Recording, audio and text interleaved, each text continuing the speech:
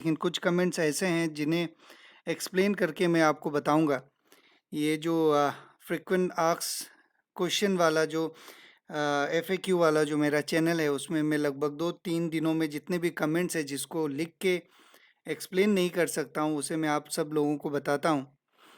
तो पहले शुरू करते हैं। 4th डे पुराना कमेंट, इसमें एक सवाल पूछा था इन्होंने बूस्टर डोज के बारे में। सऊदी अरेबिया आने के लिए कोई भी डोज नहीं चाहिए, जिन्होंने वैक्सीन नहीं भी लिया है वो भी आ सकते हैं, तो बूस्टर डोज का कोई सवाल ही नहीं है। और अगर 8 महीने हो गए हैं सेकेंड डोज लिए हुए और मुकीम में रजिस्ट्रेशन नहीं कर पा रहे हैं, तो कोई ज़रूरत नहीं है, मुकीम भी रजिस्ट्रेशन करना ज़रूरी नहीं है अभी। ठीक है, तो चलिए।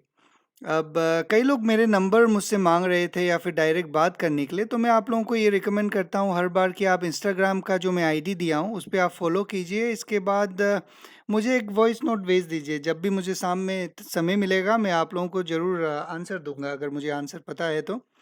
ठीक है। ओके, मोहम्मद साफ़ी बोल रहे हैं हाउस ड्राइवर के बारे में। आज एक मैंने बहुत डिटेल सा वीडियो रिकॉर्ड करा है डोमेस्टिक वर्कर्स के लिए। इसमें जो हाउस ड्राइवर्स भी आएंगे उनका भी ट्रांसफ़र का एक नया प्रोसीजर आ चुका है, बाकी लोगों की तरह। तो ये मैं कल 11 तारीख को रिलीज़ करूँगा, तो मोहम्मद जी आप एक बार वो वीडियो देख लीजिएगा। ठीक है, बिल्कुल ट्रांसफ़र कर सकते हैं, उसमें मैंने एक्सप्लेन करा है। ओके, ये दूसरा कमेंट यहाँ पे ये बोल रहे हैं कि इनको ट्रांसफ़र करना है अपना कंपनी, लेकिन जो कंपनी का बॉस है वो उनको कफ़ाला नहीं दे रहा है, वो क्या करे? ये बहुत ही कॉमन सा प्रॉब्लम है सऊदी अरेबिया में। सब मोस्टली कंपनी में ऐसा ही है कि कॉन्ट्रैक्ट जब वैलिड है, वर्क परमिट वैलिड है, इकामा वैलिड है, तो कंपनी का अप्रूवल चाहिए और कंपनी वाले अप्रूवल देते नहीं है, घुमाते रहते गोल गोल। तो इस केस में आपके पास दो इश्यूज हैं, दो ऑप्शंस हैं, सॉरी। पहला ऑप्शन ये है कि आप अपने कंपनी को रिक्वेस्ट कीजिए, अगर वो नहीं देता है तो आप सऊदी लेबर लॉ के फ्रेंडली डिस्प्यूट कोर्ट में जा सकते हैं, वहाँ पे अपना डिस्प्यूट राइज कीजिए। डेफिनेटली आप जीत जाएंगे, वो आपके फेवर में होगा, क्योंकि ये लॉ के अगेंस्ट है अगर कोई ट्रांसफ़र नहीं देता है तो। दूसरा आपके पास ऑप्शन ये है कि आप अपनी जो नए कंपनी है जो आपको ऑफर दे रहा है आ जाओ मेरे कंपनी में, उनको बोलिए कि आप मुझे नया वीज़ा दीजिए, मैं एग्ज़िट जाके आऊँगा। तो अजय जी आप इस तरह से कर सकते हैं। ठीक है।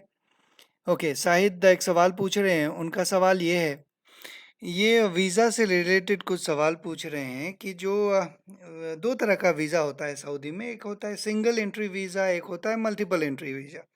पहले क्या होता था, जो सिंगल एंट्री वीज़ा होता था, अगर एक बार इंटर कर दिए तो 90 डेज़ का स्टे पीरियड होता था और 90 डेज़ का एक्सटेंड हो सकता था पहले।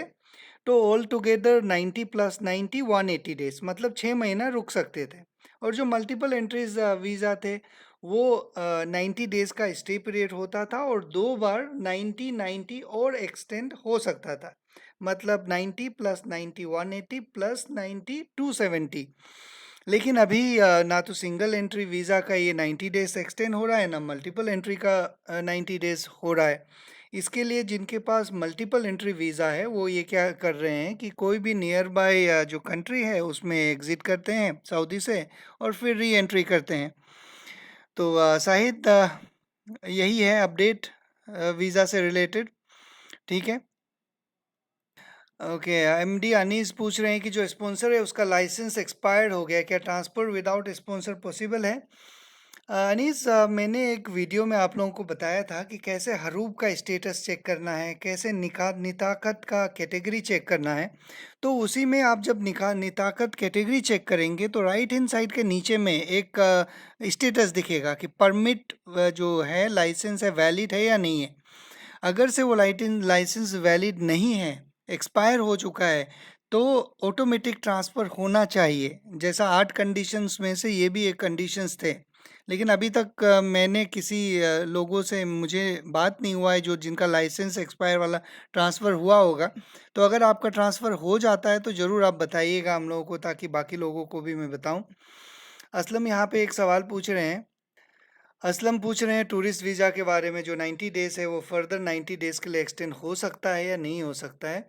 असलम ये ओवर स्टे का कॉन्सेप्ट तो है, लेकिन अभी फ़िलहाल जो है विजिट वीज़ा एक्सटेंड नहीं हो रहा है। तो मैं आपको ये बता नहीं पाऊँगा कि टूरिस्ट वीज़ा एक्सटेंड होगा या नहीं होगा। इसके लिए मैं आपको एक एडवाइस करूँगा, ट्विटर में देखिए सऊदी विजिट नाम का एक अकाउंट है, हैंडल है सऊदी का ऑफ़िशियल टूरिज़्म का एक ट्विटर हैंडल है।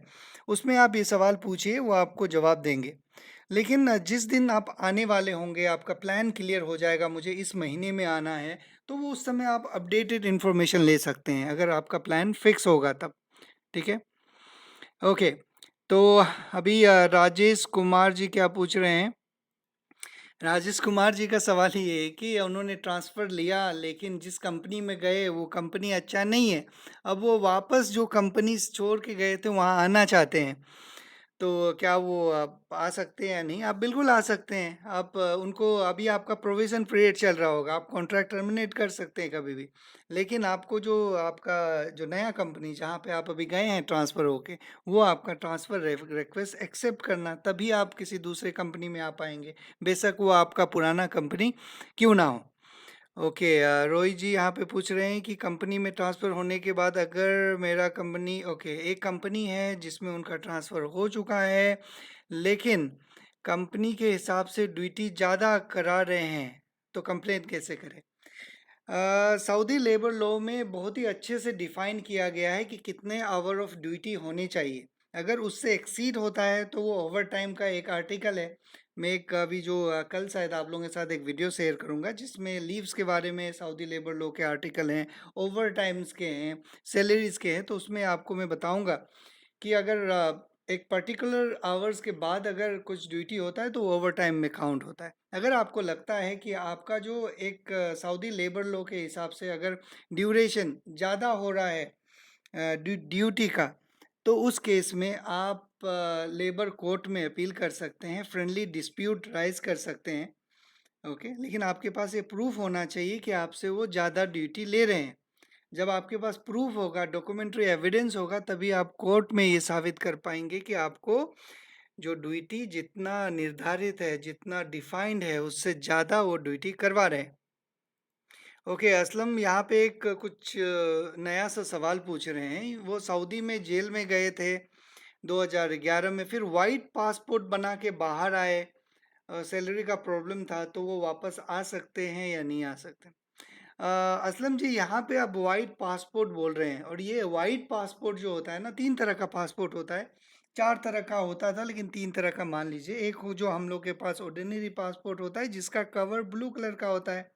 एक मैरून कलर का पासपोर्ट होता है, दो डिप्लोमेटिक जो डिप्लोमेट्स होते हैं उनको इशू किया जाता है, और जो वाइट पासपोर्ट होता है वो गवर्नमेंट ऑफिशियल्स को इशू किया जाता है। मुझे लगता है ये कोई और डॉक्यूमेंट टाइप होगा। वाइट पासपोर्ट हम लोगों के लिए या फिर आपके लिए इशू नहीं हो सकता है।